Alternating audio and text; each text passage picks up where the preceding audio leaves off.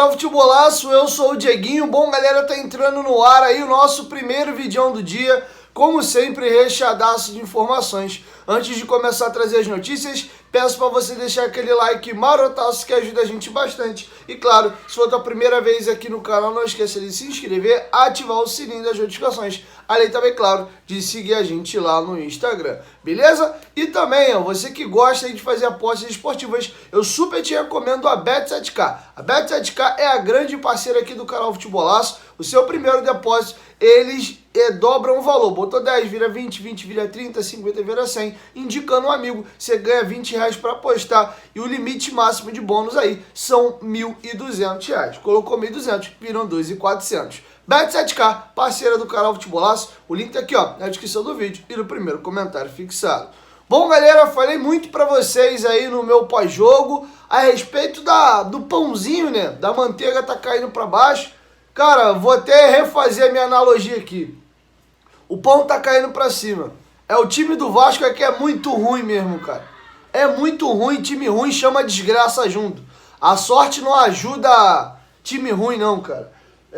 Dentro de campo, né? Dentro de campo. Tô falando dentro de campo. Agora, fora de campo, o universo tá gritando assim, ó. Eu não aguento mais, Vasco, você na Série B. Sai daqui, ô desgraça. É 5 vezes já. Vai embora, vai embora. Não queremos mais você aqui. A própria Série B tá de saco cheio do Vasco. Por que que eu digo isso? O Vasco, mesmo perdendo com a 6ª derrota consecutiva fora de casa, os adversários tinham oportunidade de, ganhando, diminuir para 1 ponto a distância para o Vasco, ou empatando, encurtando para 3. Não.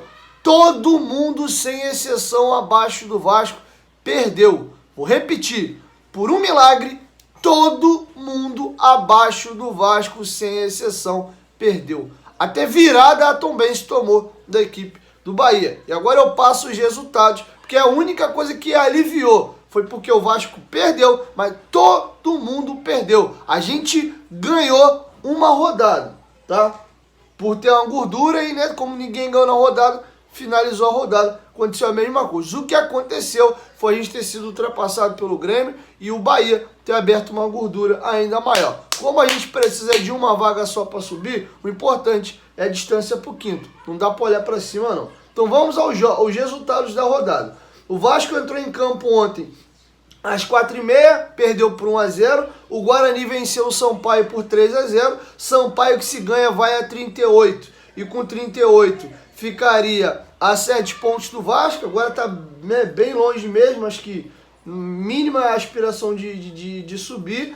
E às 5 horas da tarde, meia horinha depois do início do jogo do Vasco, o CRB recebeu o Sport e venceu por 2-0. Com a vitória do CRB, o CRB agora é o novo 7º colocado. Chega a 39 pontos e nesse momento encontra-se a 6 pontos do Vasco da Gama. Tá vivo ainda na briga aí para tentar o acesso. Beleza? Outro jogo importante, o Bahia recebeu a Tombense, saiu perdendo por 1-0. O primeiro tempo acaba 1-0 e logo ali com 11 minutos o Bahia já vira o jogo e mata o jogo logo depois, fazendo 3-1. Com a vitória, o Bahia chegou a 50 pontos, precisa mais ou menos aí de 3 a 4 vitórias, faltando 10 jogos para poder acabar o campeonato e também começa a encaminhar bem o seu acesso. O Bahia hoje abriu 9 pontos para o 5º colocado, que é a equipe do Londrina.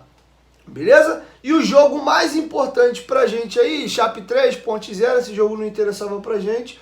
O Operário fez um gol anulado, e aí já no segundo tempo, finalzinho, o Operário consegue achar o seu gol, mesmo com a vitória não sai da zona de rebaixamento, porque o poderosíssimo Clube de Regatas Vasco da Gama deu o Brusque a oportunidade de vencer um jogo, né? O Brusque foi a 31, então com a vitória do Operário ele chegou a 30 e não conseguiu sair da zona de rebaixamento, até porque o CSA também venceu, empatou e foi a 31 pontos, beleza? Então foi aí o resultado derradeiro do final da rodada que a gente tem que glorificar de pé, tá bom? O Londrina perdeu e tá aí agora a 4 pontos do Vasco, assim como era antes da rodada iniciar.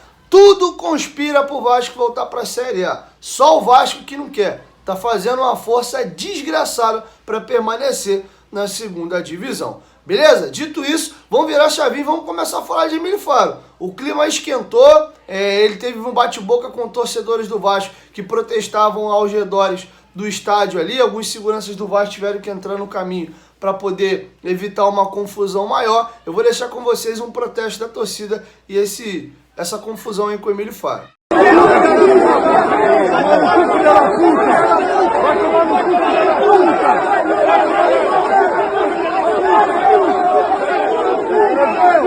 Bom, e agora vamos deixar o próprio Emílio Faro falando. Uma entrevista coletiva, para mim, completamente desconexa da realidade. O Emílio falou muitas coisas que, para mim, não tem nada a ver. E eu vou deixar com vocês o próprio Emílio. Ele vai analisar a partida, vai reclamar do campo e, cara, você vai ver a análise dele, assim, um negócio bizarro. Ou ele vai falar que os jogadores corresponderam ao que ele pediu. Pô, foi isso mesmo que tu pediu, cara?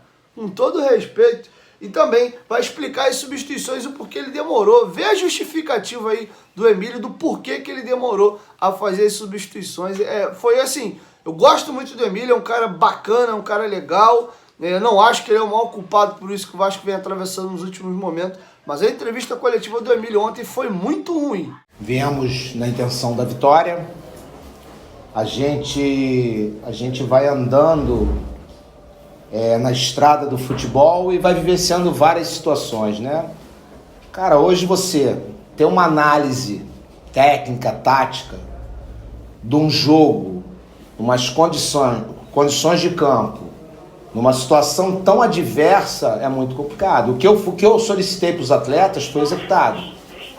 O duelo, a disputa, colocamos o Fábio como sendo um cara para disputar a primeira e segunda bola, e o restante entra no cenário do imponderável. Quando você joga no campo dele, o cenário é do imponderável. Ou seja, tudo podia acontecer. Eles conseguiram abrir o placar, a gente continuou duelando. Infelizmente, os gols que nós fizemos, ao que foi falado, tinham condições realmente irregulares e a gente não conseguiu empatar e virar a partida. Mas hoje, dentro de um cenário do futebol brasileiro, buscando uma qualidade de jogo, buscando uma realidade melhor, se eu falar aqui qualquer coisa do jogo, eu vou estar simplesmente criando alguma realidade virtual, porque o jogo era só disputar a bola, era um jogo de disputar a bola. E numa disputar a bola você conseguiria o gol e criaria uma situação de dar o chute para frente e fazer a transição. A gente vai mudando e para surtir efeito, a gente tem que esperar que as mudanças surtem efeito. Você tem 3 paradas técnicas e 5 substituições. Se fizermos as 5 substituições de uma forma rápida, se não surtir efeito, a gente não tem como qualificar ou trocar. A gente vai trocando e vendo se aquele antídoto que nós criamos para a partida ou aquele remédio que nós criamos para o nosso time vai surtir efeito. Por isso é de forma gradativa. Querer que troque toda uma situação de intervalo, aí você não tem uma situação de você ter uma melhoria. Você tem assim, não, 5 saem, entram 5. Não é assim. Bom, galera, para finalizar, o Emílio Faro vai dar mais uma resposta muito ruim, principalmente na parte ao qual ele fala aí da projeção que se faz agora para os próximos jogos. Restam 10 jogos para poder acabar o Brasileirão da Série B. E o Emílio Faro foi questionado qual a expectativa para o jogo do Grêmio agora, mais um jogo fora de casa. O Vasco vem de 6 derrotas consecutivas jogando longe de São Januário. E também qual é a expectativa de pontuação. Acredita-se que vencendo esses 5 jogos que o Vasco tem em casa, o Vasco consiga o acesso. E ele vai dizer aí como é que ele projeta essa situação. E preste atenção na resposta que ele fala aí com relação à opinião dele, o que internamente, né, pelo menos o que ele externou, as pessoas pensam a respeito do acesso. A questão do Grêmio é um jogo, é o Grêmio e é o Vasco. É uma realidade de um jogo que a gente vai enfrentar o Grêmio e o Grêmio vai enfrentar o Vasco. Não tem nenhum tipo de situação diferente. É um clássico. Iremos jogar um clássico. E no clássico, o jogo é jogado. O imponderável fica menos frequente. A gente não tem uma série de fatores que interferem na partida. A gente vai ter um grande adversário que é o Grêmio e o Grêmio vai ter um grande adversário que é o Vasco em condições de se jogar futebol. A gente projeta as situações de pontuação, a gente projeta uma série de fatores, só que a maneira com que nós traçamos é jogo a jogo. Agora a gente tem a situação do Grêmio, porque senão se você fizer uma projeção e fugir um pouco dessa projeção, você pode gerar uma série de questionamentos se E até agora não existe nenhum tipo de questionamento e dúvida da subida do Vasco. Bom, Emílio, eu não sei se isso parte só de você ou de mais quem.